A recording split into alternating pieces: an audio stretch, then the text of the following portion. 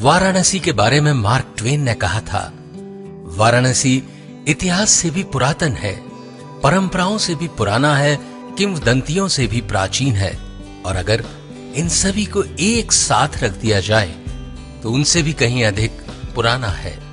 वाराणसी भारत की गौरवशाली संस्कृति का उद्गम, परंपराओं, लोक नीतियों और सदाशयता का संगम स्थल है।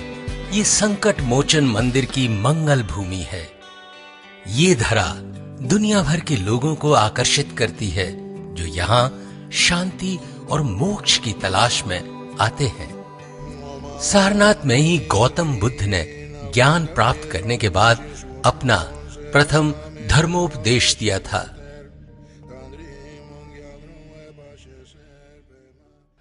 वाराणसी पूजनीय संत रविदास की जन्मस्थली है। बनारस में ही महात्मा कबीर का भी जन्म हुआ, परवरिश हुई और यहीं से उन्होंने अपने ज्ञान का उजियारा दुनिया भर में फैलाया। मिर्जा गालिब ने बनारस को काबाए हिंदुस्तान और चिरागे दैर यानी दुनिया की रोशनी कहा। जब पंडित मदन मोहन मालवीय को शिक्षण केंद्र की स्थापना के लिए स्थान का चयन करना था तो उन्होंने बनारस को ही चुना।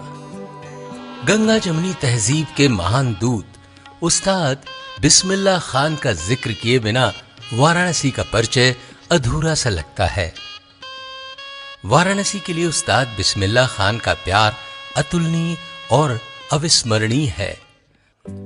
सच में वाराणसी और यहाँ के लोगों में कुछ तो खास है। इस देवभूमि का हर निवासी अपने अंदर कहीं न कहीं देवत्व लिए हुए है। इसी सत प्रेरणा और भगवान विश्वनाथ के आशीर्वाद के साथ शानदार अतीत वाले वाराणसी के वैभवशाली भविष्य के निर्माण के लिए हम निकल पड़े हैं। मैं सोमनाथ की धरती से आया हूं और बाबा विश्वनाथ के आशीर्वाद लेने आया हूं। यहाँ के लोगों में बहुत उत्साह है। प्रधानमंत्री पद के उम्मीदवार हैं और वो हमारे बनारस सिटी से लड़ रहे हैं, तो उनको अधिक से अधिक मतों से जिताने की यहाँ के लोगों की हार्दिक इच्छा है कि बहुत ज्यादा मतों से उन्हें जिताया जाए। पंजाबी मेरे ख्याल में 1 लाख के करीब पंजाबी यहाँ पे हैं। वो इतने उत्साह हुए हैं, इसके बारे में जितना बताऊं उतना कम है। वो 12 मई का इंतजार कर रहे हैं कि 12 मई कब आए और हम अपने मतों का प्रयोग करके नरेंद्र भाई मोदी को एक रिकॉर्ड वोटों से, जो आज तक इतिहास में कभी जो है किसी ने जीत दर्ज नहीं की हो, उस भारी मतों से जीत दर्ज कराएं। इलेक्शन के बाद सभी भूल जाते हैं, पर जिस तरह से नरेंद्र मोदी जी का क्रांतिकारी चुनाव का प्रचार हो रहा है, उससे लगता है कि हाँ वो शायद कुछ करेंगे। पूरे बनारस की गलियों गलियों का विकास से लेकर सड़कों से विकास, बिजली, पानी और आम जितनी भी आवश्यकताएं एक आम पब्लिक को होता है वो हम लोग को दे, और हम लोग यहाँ से एक नया एकदम न्यू प्राइम मिनिस्टर बना के भेजेंगे। बच्चे, बूढ़े क्या, महिलाएं क्या, हर आदमी मोदी जी के लिए इस समय दीवाने हो रखे हैं। आप बनारस में कहीं निकल जाइए, मैं जब गाड़ी को लेकर बनारस में निकलता हूँ तो कोई एरिया ऐसा नहीं होता जहाँ रोक रोक के लोग मुझसे नहीं पूछते हैं कि भैया आप ऐसा क्यों कर रहे हैं, कि कैसे कर रहे हैं। तो बहुत अधिक उत्साह है शहर में। जी उत्साह तो बहुत है, क्योंकि एक बार पुनः काशी देश का प्रतिनिधित्व करने जा रहा है। एक तो वजह गंगा का उद्धार हो, भी सड़कें हमारी जो है सब ठीक हो जाए। औरों के लिए गंगा एक नदी हो सकती है, हमारे लिए गंगा सिर्फ नदी नहीं,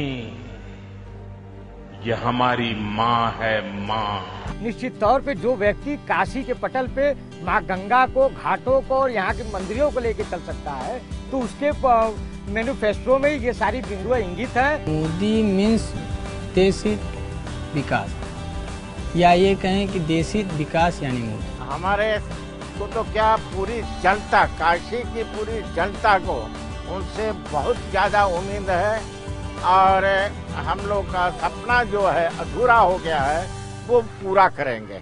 एक होप होता है कि मतलब कि कुछ न कुछ बेटर मिलेगा। गुजरात के थीम पर अगर बनारस का विकास होता है तो ये बनारस के लोगों का भाग्य होगा। आपने 60 साल शासकों को दिए, 60 महीने एक सेवक को देखे। मैं हूँ मोदी के हक में, मोदी मेरे हक में। मैं हूँ मोदी के हक में और मोदी हमारे हक में। मैं हूँ मोदी के हक में और मोदी मेरे हक में। अतिथि प्रधानमंत्री बाबा। जब जाए लड़ो नीचे कर अपनी जीत करो। पूरा सोपे जानिए जो लड़े दीन के हित, पुरजा पुरजा कट मरे कबू ना छाड़े खेत। काशी की है यही पुकार, अब की बार मोदी सरकार, हर घर मोदी, घर घर मोदी।